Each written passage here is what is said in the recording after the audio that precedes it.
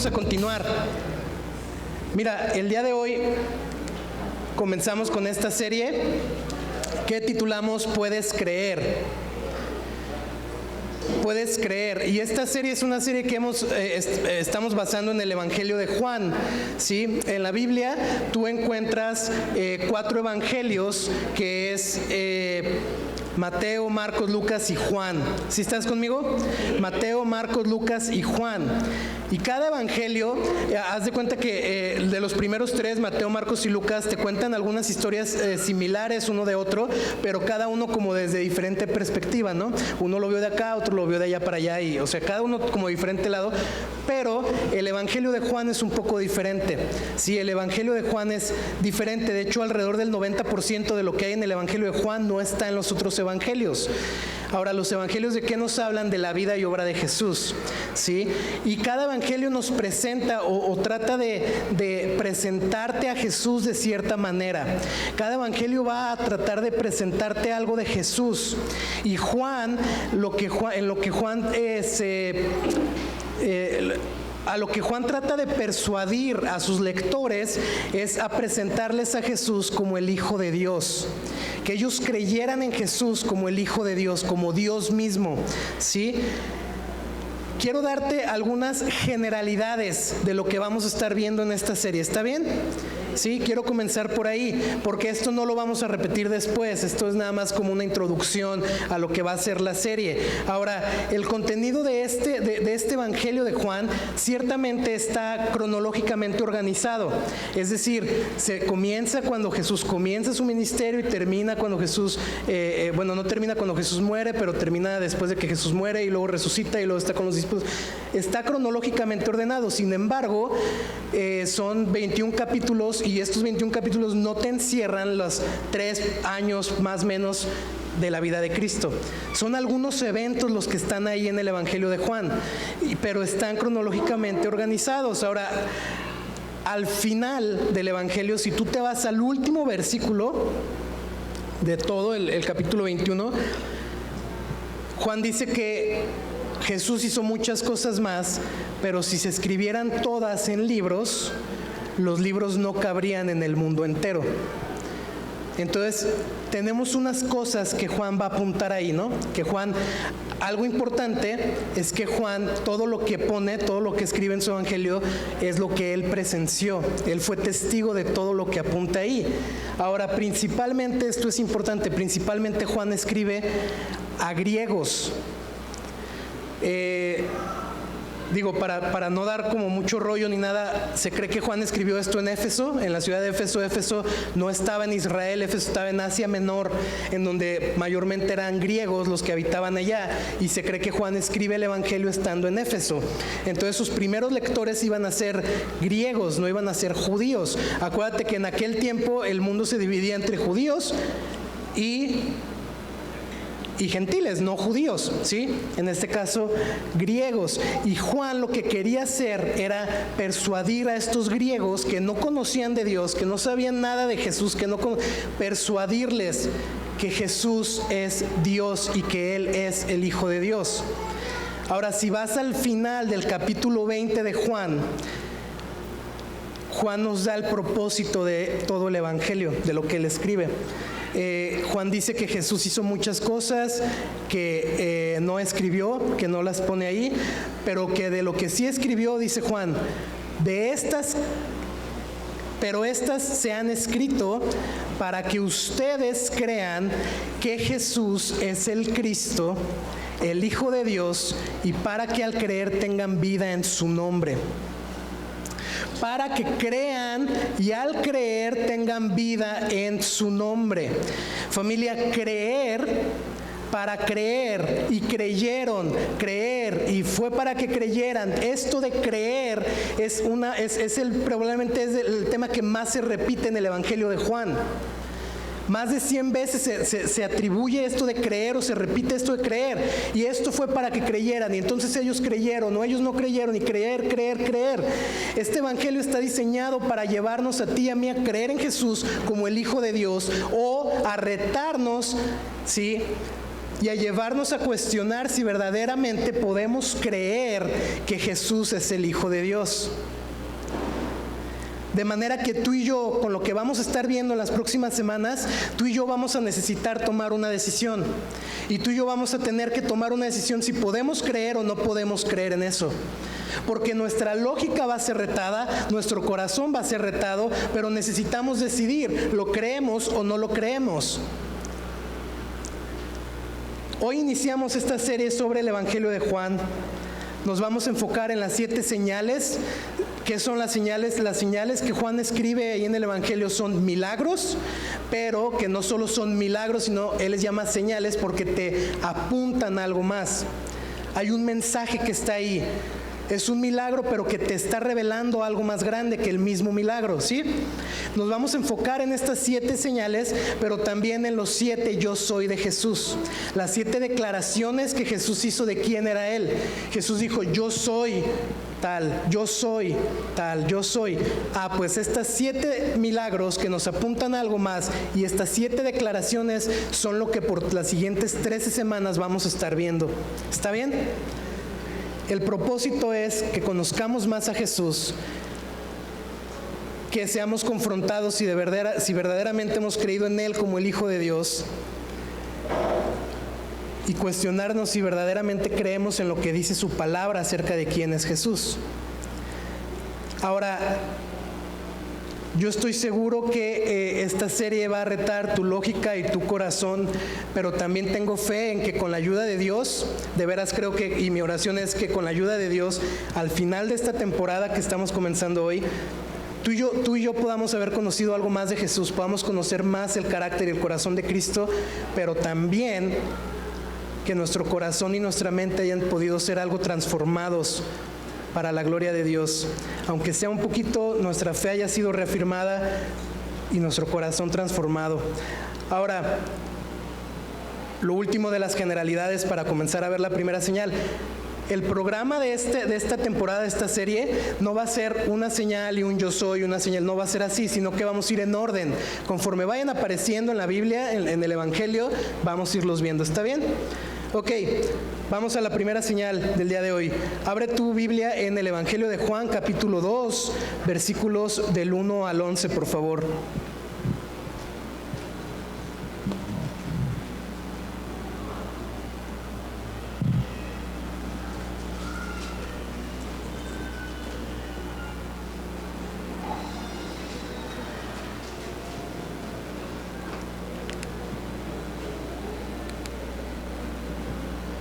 Voy a leer, dice: al tercer día se celebró una boda en Caná de Galilea, y estaba allí la madre de Jesús, y también Jesús fue invitado a la boda con sus discípulos. Cuando se acabó el vino, la madre de Jesús le dijo: no tienen vino. Y Jesús le dijo: mujer, ¿qué nos interesa esto a ti y a mí? Todavía no ha llegado mi hora. Su madre dijo a los que servían: hagan todo lo que él les diga. Versículo 6 dice: y había allí 6 tinajas de piedra, puestas para ser usadas en el rito de la purificación de los judíos. En cada una cabían 2 o 3 cántaros. Jesús les dijo: llenen de agua las tinajas, y las llenaron hasta el borde. Entonces les dijo: saquen ahora un poco y llévenlo al mayordomo, y se lo llevaron. Versículo 9 dice: el mayordomo probó el agua convertida en vino sin saber de dónde era, pero los que servían, que habían sacado el agua, lo sabían. Entonces el mayordomo llamó al novio y le dijo: todo hombre sirve primero el vino bueno, y cuando ya han tomado bastante, entonces el inferior, pero tú has guardado hasta ahora el vino bueno. Versículo 11 dice: este principio de sus señales hizo Jesús en Caná de Galilea y manifestó su gloria, y sus discípulos creyeron en él. Bien, acompáñame a orar, por favor. Padre, gracias por este día, Dios. Gracias por traernos aquí. Gracias porque podemos aprender de tu palabra, Señor, y conocerte más. Padre, gracias, Dios. Gracias por tu fidelidad, por tu misericordia con cada uno de nosotros, Dios.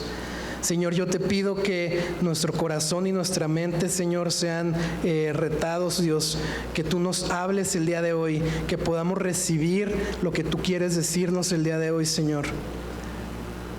Padre, ayúdanos, bendice este tiempo, Señor, en el nombre de Jesús. Amén. Amén. Bien, mira, quiero hacer esto. Quiero darte todo el escenario de lo que acabamos de leer de la boda y algunos detalles ahí de la boda, para después darte algunos puntos acerca de esto y ver cuál era la señal. ¿Está bien? ¿Sí? Ok, mira, dice esto que leímos. Por favor, ten ahí en tu Biblia, si tú tienes física o en celular, tenlo ahí para que me vayas siguiendo, porque no voy repitiendo los versículos, pero esto comienza diciendo el tercer día. ¿Al tercer día de qué? Si tú lees en el primer capítulo, puedes ver que Jesús ya había sido bautizado, ya había comenzado su ministerio y ya había comenzado a llamar a sus primeros discípulos. Entonces Jesús estaba en Betania, que era en el sur más o menos de Israel, y dice que deciden irse a la región de Galilea, al norte de Israel. Entonces dice al tercer día, porque probablemente de donde ellos estaban caminando hacia Caná, hacia Galilea, les hubiera tomado más o menos este tiempo. Entonces se van para allá, se van para Galilea. Dice que la madre de Jesús estaba ahí. ¿Cuál madre? María, ¿no es cierto? María. Sin embargo, en el Evangelio de Juan es interesante que no se le llama María, se le llama madre.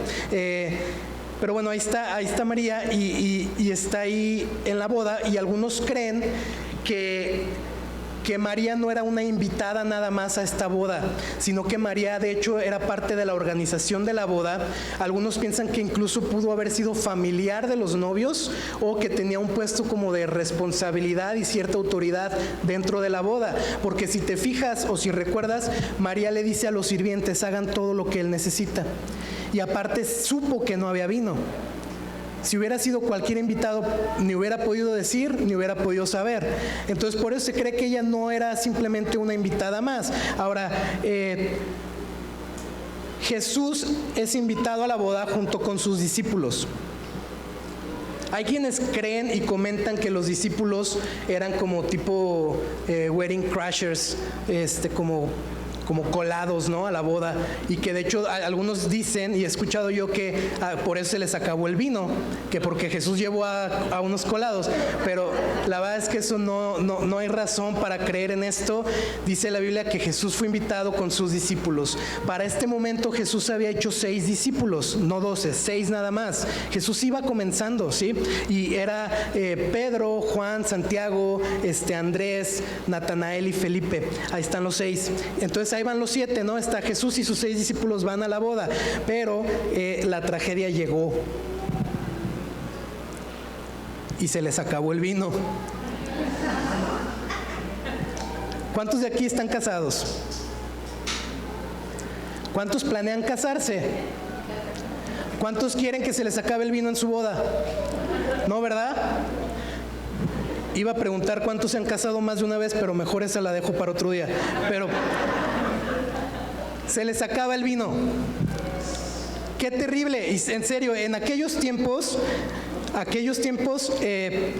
las bodas llegaban a durar hasta 7 días. 7 días. Y los invitados, los novios, están por este periodo de tiempo recibiendo invitados en su casa, invitados nuevos, y ellos tenían que proveer para la boda. Ellos, la familia del novio y el novio eran los encargados de pagar y de proveer y de mantener la boda por 7 días. Ahora, si tú ya te casaste, tú sabrás que organizar una boda es fácil, ¿o no? No. Claro que no, ¿verdad? Ahora imagínate organizar una boda para 7 días. ¿Y sabes algo? Ellos tenían que cumplir, tenían que tener las cosas bien medidas, bien organizadas, porque hasta si no las tenían, socialmente podían ser demandados porque no cumplieron. La cosa es que las bodas no eran un evento que pasaba desapercibido. ¡Ay, ya se casó fulano! No, era un evento importante en el pueblo. La gente participaba. Había una procesión que el novio y la novia iban por la calle y los iban felicitando, y luego llegaban y se hacía la pachanga. O sea, no era cualquier cosa. Todo el pueblo participaba o se daba cuenta de la boda. Por esa misma razón era de extrema vergüenza para la familia que se les acabara el vino, ¿sí? Era algo fatal en ese tiempo. El novio era el encargado, sí, y probablemente la peor manera de comenzar tu matrimonio, sí, yo te voy a proveer toda la vida y que no es que. La peor manera era que el día de tu boda o el tiempo de tu boda se te acabara el vino. Vergüenza familiar, demandas sociales, o sea, podían señalarlos y demandarlos porque se les terminaba porque no proveían para la boda, se arruinaba la boda. Era algo, no era nada más como que se acabó el vino, pues vete a comprar unas, pues no, o sea, era algo terrible.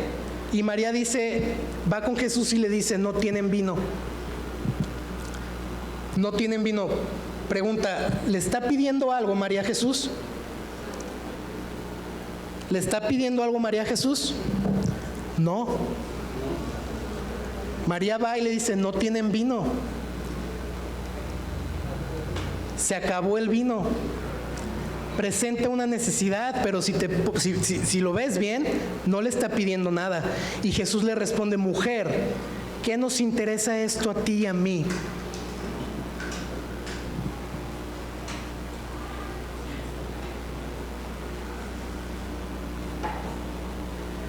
¿Cuántos creen que Jesús respondió medio fuerte? ¿Cuántos creen que esta respuesta estuvo así media desentonada? Mira, la cosa es que vemos las palabras, pero no se nos da el tono de las palabras. ¿Y el tono cuenta, sí o no? Sí. Claro que sí. Una cosa es decir mujer, ¿no? Así como despectivo o algo. Y otra cosa es decir mujer.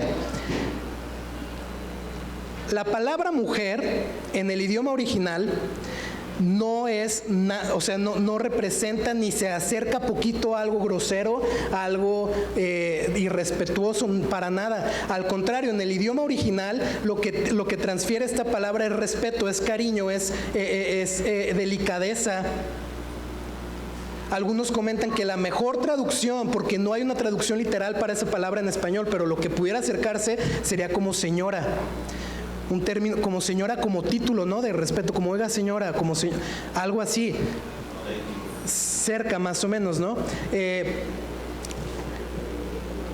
Entonces Jesús le dice, señora, y ojo porque la pregunta que le hace Jesús después es bien importante, le dice, ¿qué nos interesa esto a ti y a mí?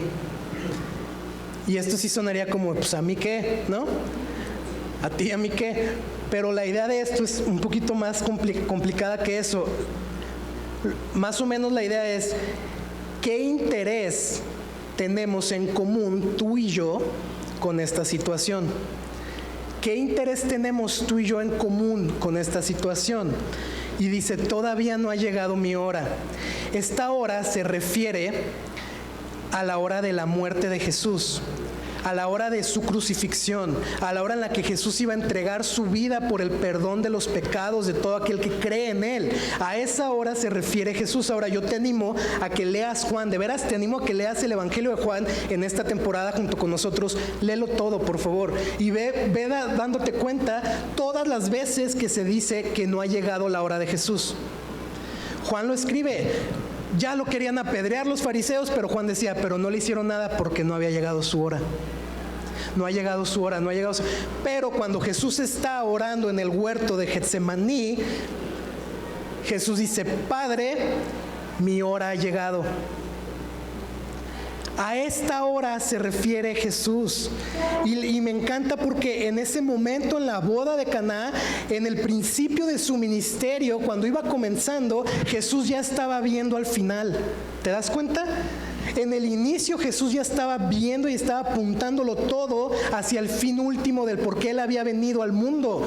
Él estaba apuntando todo hacia la salvación, hacia la eternidad. Y con esta respuesta que Jesús le dice a María, le transmite por lo menos dos cosas. La primera es que le dice, señora, de una manera que le está diciendo, hey, María, ¿sí? Ya tienes que dejar de verme como tu hijo nada más.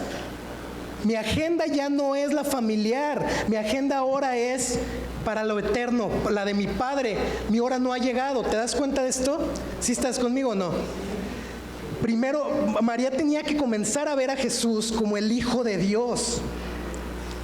Y lo segundo es que en cada momento, cada acción que Jesús iba a estar, le dice, mi hora no ha llegado. O sea, está transmitiéndole que cada cosa estaba planificada por el Padre con un propósito eterno que apuntaba a la cruz. De manera que cuando Jesús le dice, ¿qué interés tenemos en común tú y yo con esto del vino? Jesús no le está diciendo que no. Jesús le está diciendo, tú tienes uno temporal, pero yo tengo uno que apunta a la eternidad. Tú tienes uno ahorita para solucionar el tema del vino, pero yo tengo uno que va más lejos, que apunta. Yo tengo otro propósito para esto. Y María no se pone a decirle, ay Jesús, por favor. ¿Te das cuenta? ¿Por qué no agarras a tus discípulos estos chancluzos? Vayan a la playita, ¿no? Y tráiganse unas... Pues claro que no. María, fíjate lo que dice. Confiadamente voltea con los sirvientes y le dicen, hagan todo lo que Él les diga. Y me encanta que María pone todo el enfoque en Jesús, ¿sí o no? Hagan todo lo que Él les diga. Y ¿sabes algo? Esto ni lo traigo en mis notas, pero hoy en la mañana estaba pensando en esto.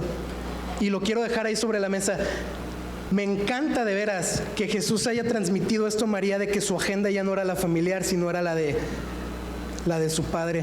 Y creo que tú y yo necesitamos aprender de esto, porque Jesús lo dijo, ¿no? Quien quiera ser mi discípulo y no aborrezca a su padre o madre, en el sentido de que los tengan primero que yo, no puede ser mi discípulo. Que nuestra agenda sea la de la voluntad de Dios, no la de la familia, ¿no? Y en segundo lugar, yo te quiero también dejar este tema ahí, ¿no?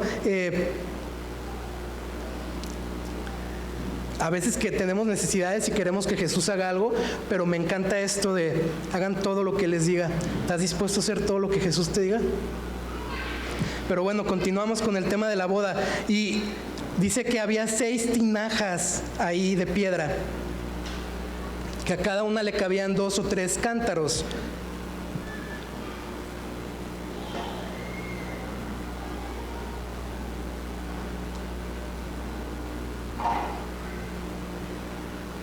En litros, más o menos, o ¿cuántos saben cuántos cántaros son eso? ¿Sabe, va? Pero en litros, más o menos, la verdad es que hay muchas ideas de cuánto es la cantidad en litros, pero más o menos 100 por tinaja de piedra. Estás hablando que había 6, entonces ¿cuántos son? 600 litros, ¿no es cierto? 600 litros. Ahora dice que eran usadas para el rito de la purificación, y esto lo voy a comentar después. Jesús les dice que llenen las tinajas de agua, las llenan al borde, sacan un poco, se lo dan al mayordomo. El mayordomo era, otras traducciones de la Biblia dice maestresala, creo, o algo así, ¿no? Básicamente era el cuate que se encargaba, supervisaba el banquete, supervisaba la boda, supervisaba que todo fuera bien. Quizá lo que hoy en día sería como un padrino, ¿no? Un buen padrino, por lo menos, algo así. Yo recuerdo cuando me casé que le pedí a mi hermano que él se hiciera cargo de todo. Le dije, yo no quiero saber, tú hazte cargo de los problemas, de los pagos, de que si algo pasa, tú hazte cargo, a mí no. Generalmente eso es lo que hago en mi vida diaria, ¿no? Pero por lo menos en mi boda se lo pedí. Pero le dije eso a mi hermano, y él y un amigo mío, un amigo de nosotros que ya vive en Estados Unidos, ellos se encargaron de solucionar. Hay temas que ya después me dijeron y dije, ¿cómo? Ni cuenta me di, ¿no? Pero bueno, más o menos así era este cuate, ¿no? Este mayordomo era el que estaba supervisando y el que se encargaba y demás. El mayordomo prueba el agua, que ya no era agua, era vino, y manda a llamar al novio. Y de manera como de cumplido le dice, órale, ¿no? Qué buen vino, guardaste el buen vino para este momento. Porque la costumbre de aquel tiempo, de como duraba tanto la boda, es que al principio sacaban lo bueno, sacaban el buen vino, y ya que le entraban, ya que tomaban, y a los días le iban bajando la calidad. Primero era el bien bueno y ya después de unos días sacaban el agua ras o sacaban el agua loca o cualquier cosa, pero primero era el buen vino lo que impresionaba y ya después le iban bajando, ¿sí? Ya después. Ahora, quiero ser claro con esto, y esto es importante, ¿sí? En aquel tiempo, en la cultura judía, que es de lo que estamos hablando, era muy mal visto alcoholizarse, ¿sí? Entonces no creas que era, ya que le entraron, ya que estaban tirados, que ni conciencia tenían. No, era mal visto ponerse borracho, entonces no iba por ahí, ¿sí? Pero ya después de unos días iban bajando la calidad del vino. Ahora, esto nos dice, familia, dos cosas por lo menos. Número uno, que la fiesta ya tenía días de haber comenzado, porque ya no era el momento del buen vino, y el buen vino se sacaba al principio, ¿sí o no? Entonces la fiesta ya tenía días de haber comenzado. Y número dos, esto me encanta, esto nos dice que el vino que hizo Jesús fue mejor que el mejor vino que ellos habían dado en su boda. Porque el mayordomo dice, wow, guardaste el mejor hasta ahorita, guardaste el buen vino hasta ahorita. El vino que hizo Jesús era mejor que el vino que ellos habían hecho. Solo como un comentario extra, esto que estamos leyendo no apunta, y si lo estás pensando no va por ahí, no soporta la idea que alcoholizarte y beberte 600 litros de vino está bien, ¿sale? Entonces no lo veas por ahí, no va por ahí. De hecho la Biblia apunta a todo lo contrario, y hay muchos pasajes que te hablan de todo lo contrario, y lo quería mencionar porque pues para que luego no diga nada.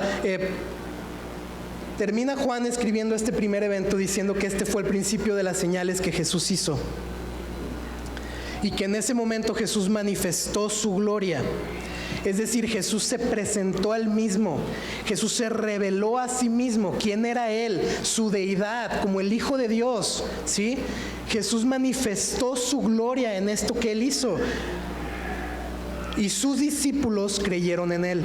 Los 6 que ya le iban siguiendo, los 6 que ya habían dejado sus pertenencias, todo por seguir a Jesús, esos 6 ahora creyeron en él. Se dieron cuenta que no era solo un maestro, que no era solo un cuate ahí interesante para seguir. Se dieron cuenta de quién era Jesús porque vieron la gloria de Cristo.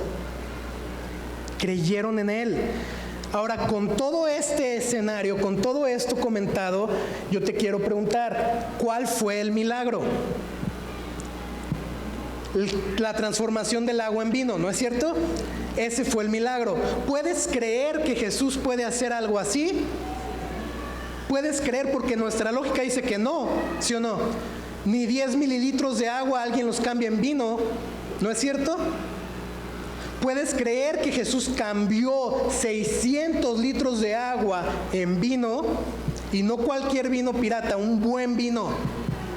Puedes creerlo, pero acuérdate que esto no fue solo un milagro, que esto es ¿qué? Una señal. Una señal. Y las señales sí son milagros, pero son milagros que te quieren mostrar algo más grande que el milagro mismo, que quieren revelarte algo más grande que el milagro mismo. Mira, 2 comentarios acerca de qué es una señal. La primera es, la señal o las señales, una obra de poder en la esfera física, un milagro, ¿sí? Ilustra con frecuencia un principio que opera en la esfera espiritual. Otra definición, las señales son acciones especiales de Jesús que revelan su gloria, que te presentan a Cristo a los que creen y que enfrentan a otros con la necesidad de decidir acerca de Jesús. De manera que esta señal nos apunta a algo más grande que solo el hecho que se cambió el agua en vino. ¿Estás conmigo? ¿Sí? Lo que yo te acabo de dar en todo este escenario es como la forma de esta señal. Si tú vas en la calle, ves señales de tránsito, ¿no es cierto? Si estás en un restaurante, ves señales ahí, ¿no? De que salida de emergencia, no perros, los sanitarios. Pero tú no estás viendo el mono, ¿sí o no? Tú no estás viendo la forma, tú no ves nada más un dibujito y no le entiendes. Tú entiendes el mensaje, tú ves lo que está detrás, tú ya sabes qué significa. Lo que yo te acabo de contar y con los pormenores es toda la forma de esto. Pero ¿cuál es el mensaje? ¿Qué es lo que está detrás de esta señal? ¿Qué es lo que nos va a revelar? ¿Qué es lo que esos discípulos vieron como la manifestación de la gloria de Cristo y creyeron en él? ¿qué es a lo que esta señal nos está apuntando? Bueno, quiero darte 3 puntos que nos van a ayudar a ver esto y a pensar si verdaderamente podemos creer en esto o no. ¿Está bien? Punto número 1. Jesús muestra su gloria a gente sencilla con una necesidad importante.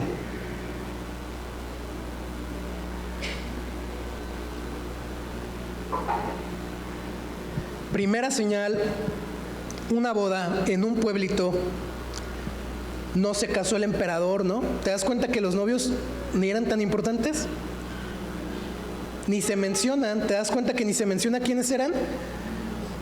Pueblito, una pareja sencilla, una boda sencilla, un entorno sencillo, personas sencillas,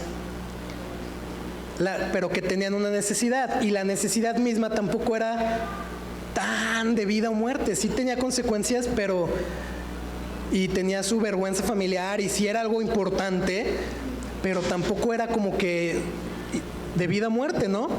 Pero en este entorno sencillo, con gente sencilla, Jesús mostró su gloria y Jesús se reveló a Él mismo. Y yo quiero que comiences a preguntarte si tú puedes creer que en la sencillez de tu vida y en tu vida diaria y con la sencillez de tus problemas o complejidad de los mismos, tú puedes conocer al Hijo de Dios. Si tú crees que puedes ver, diciendo como tú eres, tan común, tan una rutina, tan como eres, si crees que en medio de esa vida tú puedes ver la gloria del Hijo de Dios en tu vida. Jesús lo hace en un entorno sencillo. ¿Cuál era el problema? Pues que no tenían vino. Me encanta que María lo dice bien: no hay vino. ¿Y sabes algo? Bíblicamente el vino representa gozo. ¿Sabías esto? Bíblicamente el vino representaba el gozo, la alegría, simbolizaba el gozo. De hecho hay historiadores y comentaristas y todo, dicen que todos concuerdan que había un dicho hebreo de aquel tiempo que usaban los rabinos, que decían básicamente que sin vino no había alegría. Sin vino no hay alegría, o sin vino no hay gozo. Ahora, solo para aclararlo, creo que es a lo mejor importante. ¿Por qué tanto con vino y vino? Porque si tú te estás preguntando por qué Jesús hizo 600 litros de vino y no hizo 600 litros de Coca-Cola o de Mirinda, ¿no? Ok, en aquel tiempo no había agua potable. El vino era una bebida de uso común. La gente que tomaba agua se enfermaba y se moría o se llegaba a morir. No había agua potable. Entonces lo que tomaban era vino, era una bebida de uso común, y alcoholizarse no era bien visto. Entonces el contexto social influye en esto también. Jesús hace esto, ¿no? Pero bueno, volviendo al punto, María dice: no hay vino. Y creo que bien tú y yo pudiéramos decir lo mismo el día de hoy. No hay vino. Porque ¿sabes algo? En general, lo que vemos en el mundo, las noticias, lo que sea, no hay mucho gozo que digamos, ¿no es cierto? No hay mucha esperanza que digamos. No hay un ancla que te dé una esperanza para el futuro. No hay vino. Y lo cierto es que seas creyente o no seas creyente, todos corremos el riesgo de que se nos acabe el gozo, que en algún momento se termine el vino, que se te acabe el gozo. Quizá tu pasado, lo que te han hecho, lo que te hicieron, quizá tu pasado, quizá tu presente, quizá lo que traes en la cabeza, lo que traes en el corazón, quizá los problemas que estás viviendo, las circunstancias, quizá te han llevado a perder el gozo en tu vida, a perder la esperanza en tu vida. Pero ¿sabes algo? Jesús ve esto. Jesús lo ve. Pero acuérdate de algo: Jesús no va a ver por tu necesidad inmediata y temporal, sino que lo que Él va a hacer tiene un propósito eterno para tu vida. De manera que lo que Jesús quiere hacer en tu vida y en tu corazón no va a ser nada más para arreglarte la vida del día a día, sino para que tú le puedas conocer como el Hijo de Dios en tu vida y puedas ver su poder en tu vida y que eso transforme tu corazón. La pregunta sería, ¿Estás dispuesto a hacer todo lo que Jesús te pida? ¿Puedes creer esto? ¿Puedes creer que Jesús muestra su gloria en la cotidianidad de nuestra vida? ¿Puedes creerlo que en los problemas más básicos podemos entender y comprender y ver y admirar a Jesús como el Hijo de Dios? Punto número 2, Jesús también mostró su gloria al cambiar la naturaleza y el propósito de las cosas.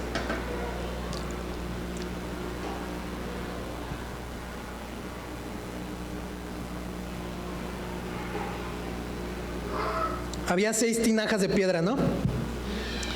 Que eran usadas para el rito de la purificación. Es decir, estas tinajas ya tenían agua, pero el agua estaba cochina.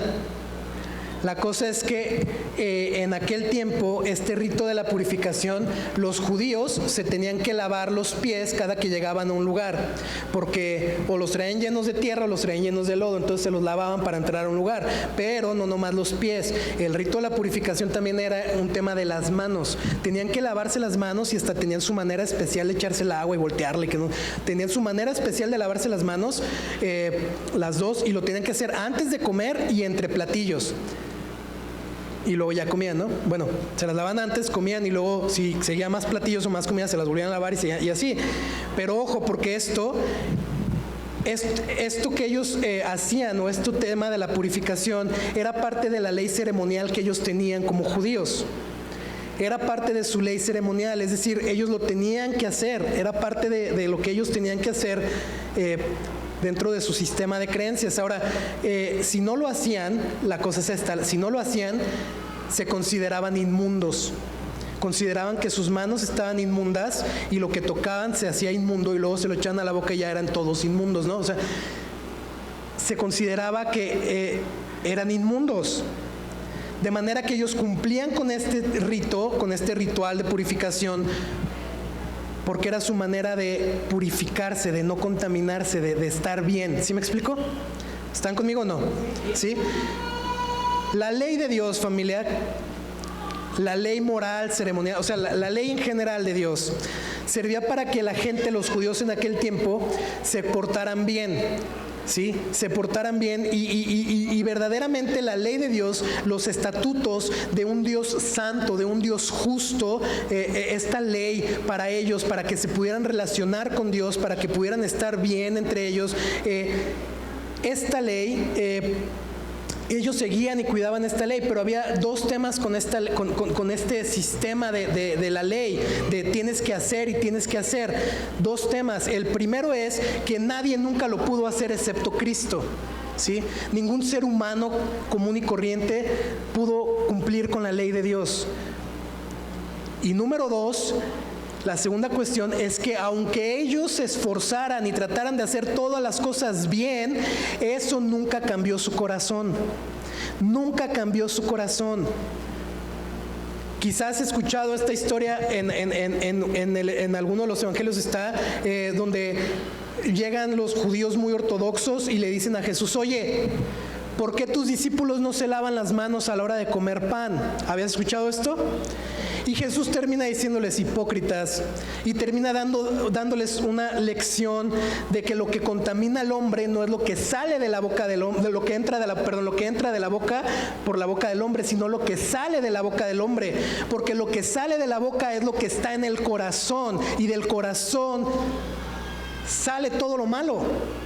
De manera que estos cuates podían purificarse, pudieran no querer contaminarse, no querer hacerse inmundo y la comida inmunda y volverse. Podían hacer lo que ellos quisieran por fuera, pero por dentro seguían podridos. Seguían estando podridos. Ellos querían poner su granito de arena, su esfuerzo humano por agradar a Dios, su contribución por purificarse, por estar bien, por sentirse limpios, ¿sí? Pero eso nunca cambió la condición de su corazón, nunca los acercó más a Dios. Y Jesús transforma la naturaleza misma de esa agua cochina, de ese sistema de creencias, de acciones, de la ley, de las tinajas de piedra. Transforma esa agua cochina en el mejor vino. ¿Puedes creer que Jesús transforma la naturaleza de las cosas? Juan capítulo 1 nos dice, en los primeros versículos, Juan dice: en el principio Jesús ya existía y Jesús era Dios. Y por medio de Él todas las cosas fueron creadas. Sin Él nada de lo creado llegó a existir. En Apocalipsis 3, en la carta que se envía a la Odisea, a la iglesia de la Odisea, Jesús se presenta como el principio de la creación, el motor, la fuente de todo lo creado. De manera que si todo lo creado existe para Jesús, por Jesús, y es por medio de Cristo, Jesús pudo haber tomado 600 litros de agua o el mar entero y volverlo vino. Porque Él es la autoridad, es el dueño de toda la creación. ¿Puedes creer esto?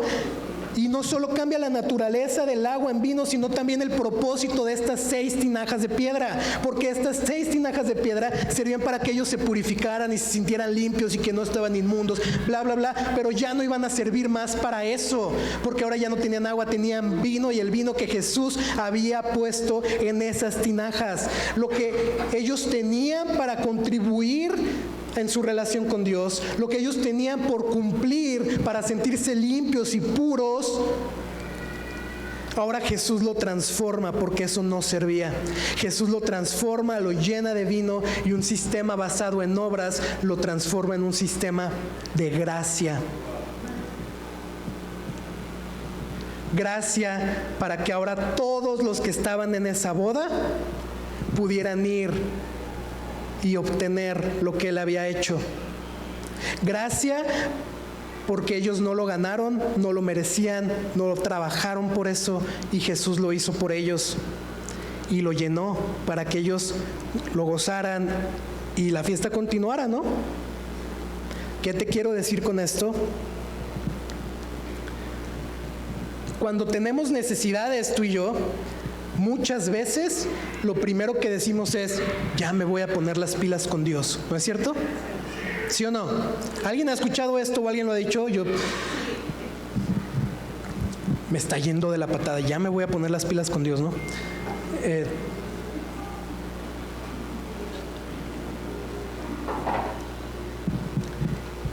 Y es muy común que de cierta manera tú y yo busquemos atribuir las bendiciones de Dios, su favor, su gracia a nuestra vida por nuestras acciones.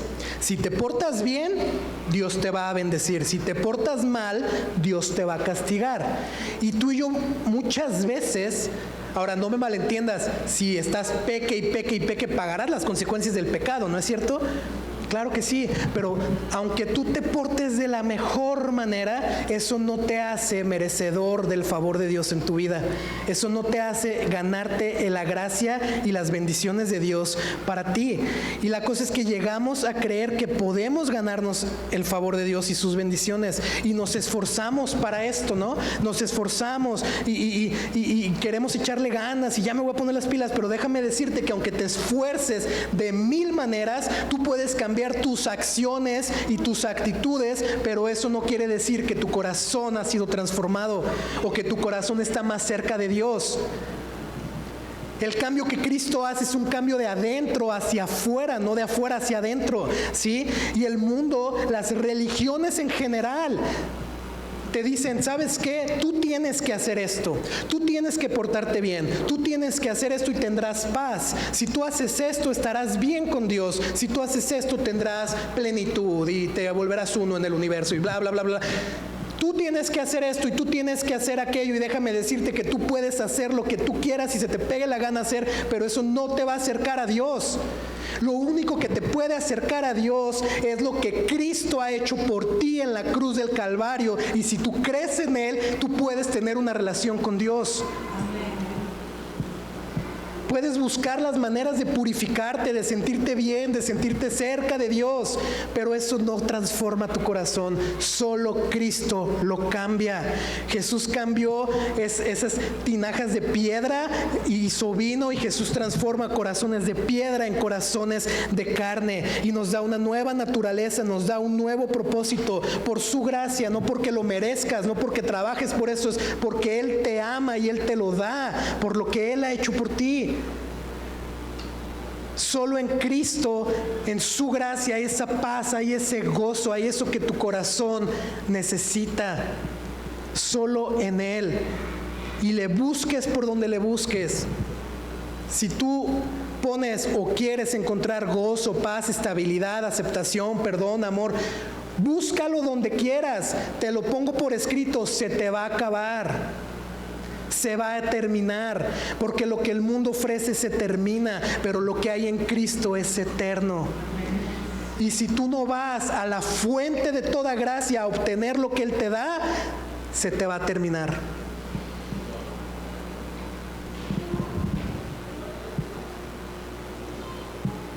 Si tú puedes creer en quién es Jesús y lo que Él ha hecho por ti, y le entregas tu vida haciéndolo tu Señor y Salvador, tú ahora puedes recibir y disfrutar de su gracia, en donde está todo lo que tu corazón necesita. Y esto me lleva al punto número 3. Jesús muestra su gloria en... ¿Me ayudan a cambiar por allá, por favor? En la abundancia de lo que Él hace. Dice la Biblia que llenaron las tinajas al tope, no cabía más, ¿sí? Me encanta ese detalle, porque ya nadie iba a poder decir, es que Jesús, yo vi que Jesús llegó y le echó azúcar, flores y muchos colores y de luego se hizo vino. Claro que no. No cabía nada más, no había nada más que echar ahí, estaban hasta el borde, ¿sí? Ahora 600 litros.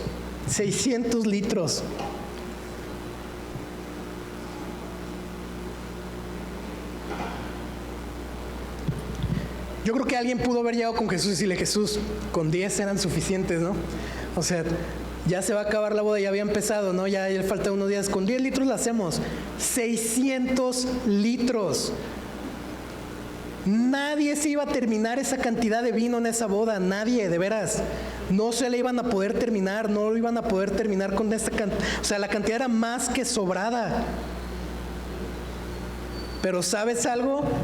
Así es la gracia de Dios para nosotros. Esa es la gracia de Dios, el favor de Dios para tu vida es así. Sobrado, ilimitado. Efesios 2 nos dice que en Cristo, cuando tú pones tu confianza en Cristo, tu corazón, y le recibes como tu Señor y Salvador, tú estás seguro, estás depositado en Jesús, y que cuando estamos ahí, tú y yo recibimos las sobreabundantes riquezas de la gracia de Dios para nosotros. Sobreabundante, riqueza ilimitada, grande, infinita. O sea, no hay algo que se vaya a terminar. ¿Sí me explico? ¿Están conmigo? Los recursos de la gracia de Dios para nosotros son ilimitados y abundantes. ¿Qué recursos? Paz, amor, aceptación, perdón, gozo. Lo que sea que tú necesitas en tu vida, aquello que el Espíritu Santo va a tomar, ¿sí? Y va a trabajar en tu vida para llevarte al carácter de Cristo, para llevarte a ser ese hombre, esa mujer que Dios quiere que seas. Todo eso está depositado en Cristo Jesús y por gracia te lo da. De manera que si a ti se te acaba el vino, se te acaba el gozo, se te acaba la paz, ya estás batallando por aquí, por acá, tú puedes regresar a la fuente porque no se termina. Puedes regresar a Cristo y obtener de Él lo que tu corazón necesita. Y lo que Él ha ganado para ti. ¿Puedes creer que su gracia es abundante y suficiente para tu vida? Y quiero comenzar a cerrar con esto. Mira, esta señal se da en una boda. Y ¿sabes algo? La Biblia nos habla de una gran boda. De una boda que se dará en el cielo, ¿no? En la eternidad. cuando todos los hijos y las hijas de Dios, su iglesia, nos reunamos en el cielo y con esta imagen simbólica de una boda, de un matrimonio, ¿sí? Como su novia y él el novio, nos unamos eternamente con Cristo.